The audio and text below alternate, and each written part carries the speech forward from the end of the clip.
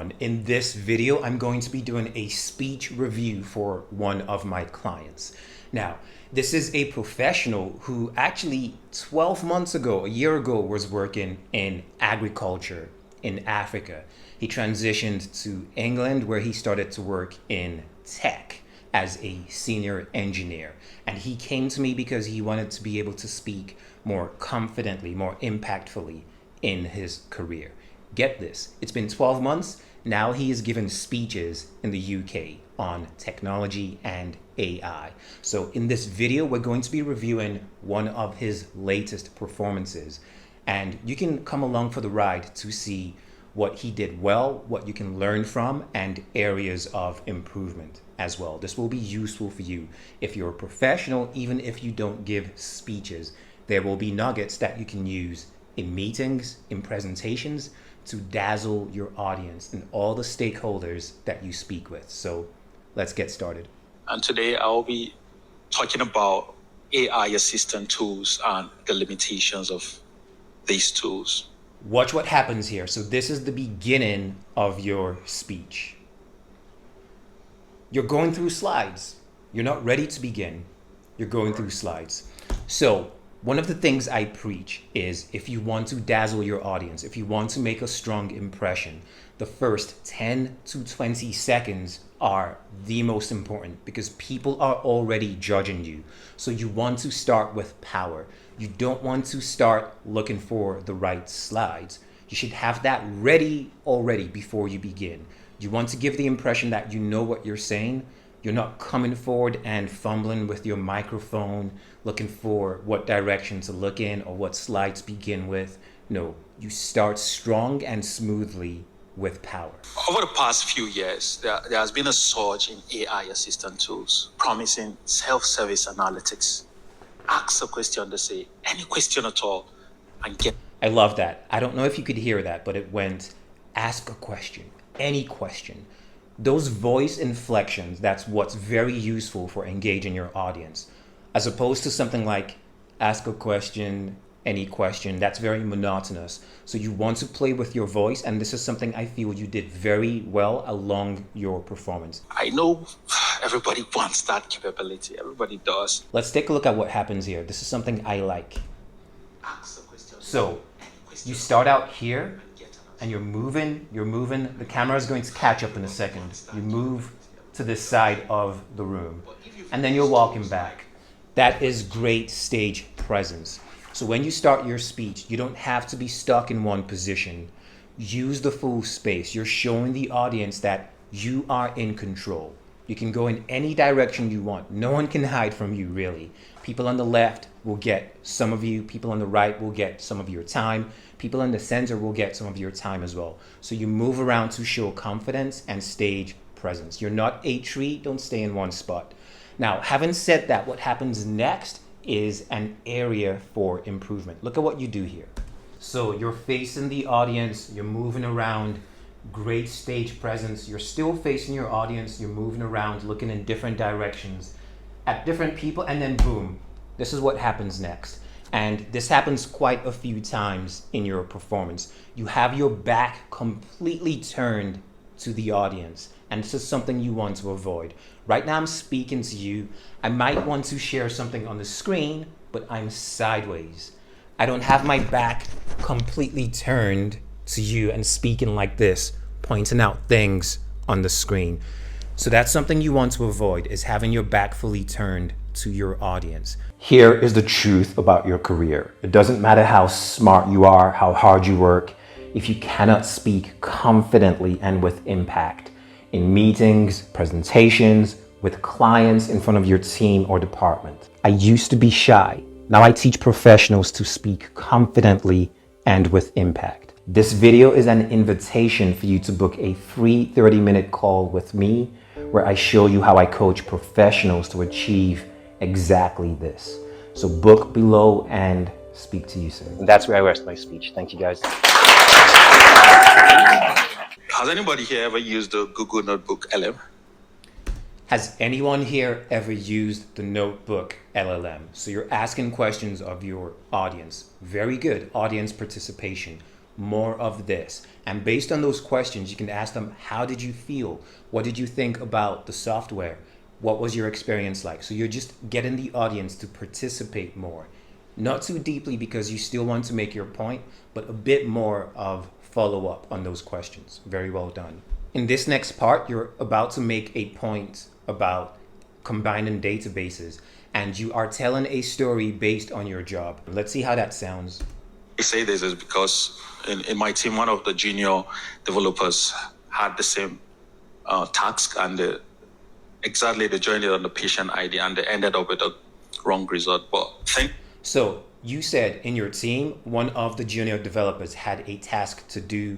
They did it the wrong way and they ended up with the wrong result. And the story ends, you've made your point, you move on. You can exaggerate for effect just to make your stories more interesting.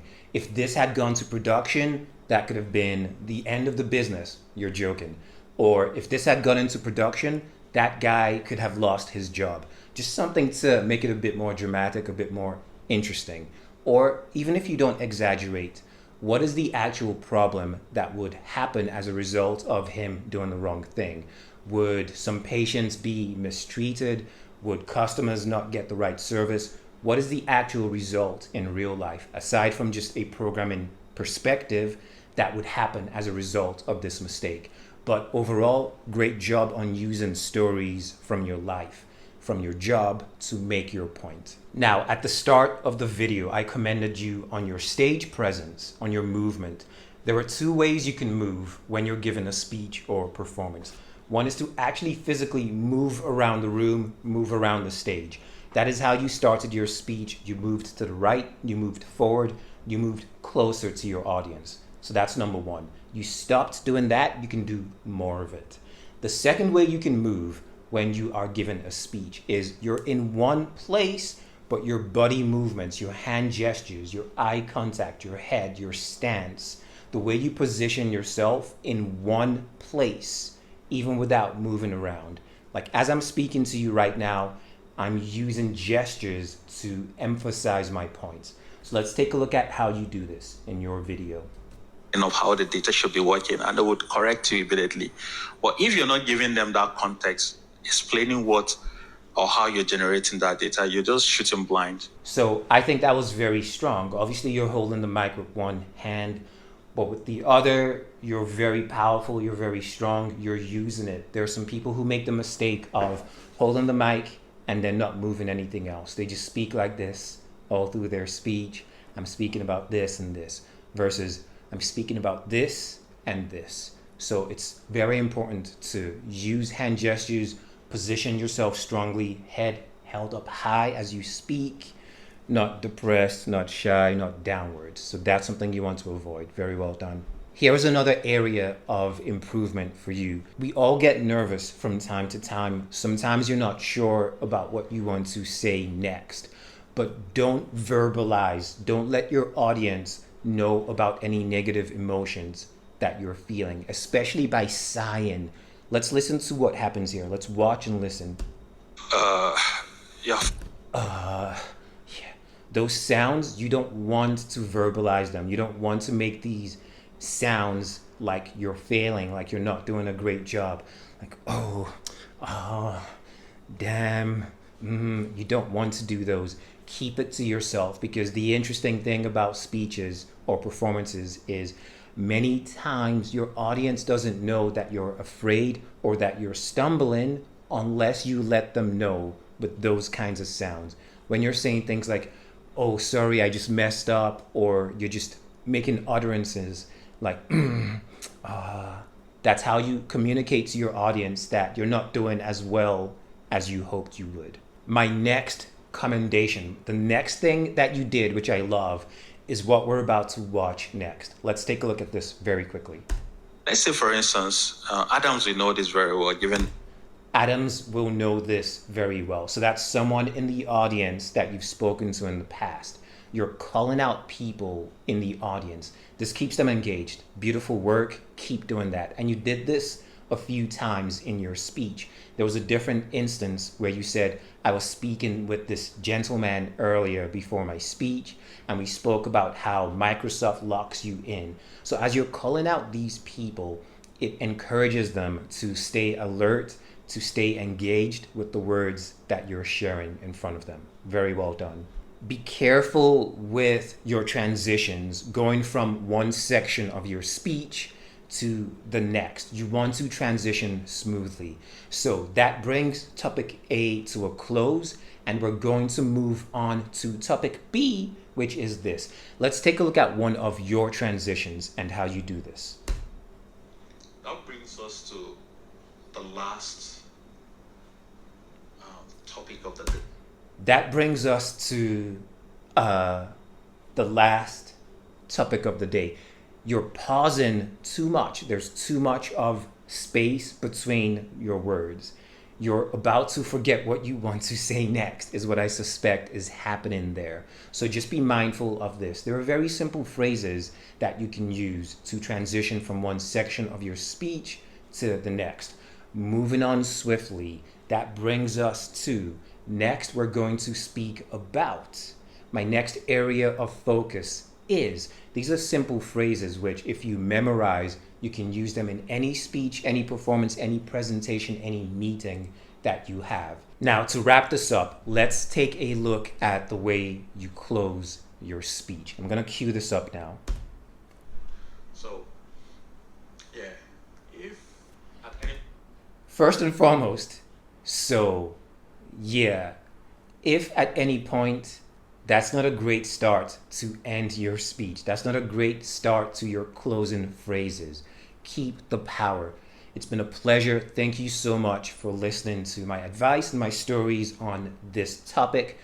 That brings us to a close. Let me know if you have any questions, or what questions do you have for me? I'm available for the next 5 minutes to answer them. Thank you for your time. Something like that. But let's take a look again at just exactly how you start and the rest of your closing phrases. So, yeah, if at any point you have any question for me, I'm more than happy to link up. Or it's been a pleasure sharing my knowledge with everybody here, and I wish you guys, it's going to be an early lunch, so I wish you guys a wonderful lunch and enjoy the rest of the event. But I'm more than happy to answer any questions you have for me. Good job. Good job overall. But again, the main things I'll recommend for you are, if you only focus on two things, number one, start with power. Don't start by searching through your slides. Don't start nervous, even if you feel that way. Your body language, your body movement was great when you started. You moved around the room. You did not do that consistently throughout your performance. The second thing is what we're speaking about right now. End with power. So start with power, end with power. Don't end like, so thank you for your time. Remember, you want to make a good first impression, and there's also recency bias. People remember the last thing they saw. So the last thing is going to be the way you close your speech, the way you end. End with a powerful point, a powerful story. But whatever you end with, deliver it strongly, not nervously, even if you feel that way. The most important thing is, don't telegraph your negative emotions. Don't show your fear to people. Don't say things like, no. Even if you feel that way, just be calm, openly, outwardly, and deliver your phrases.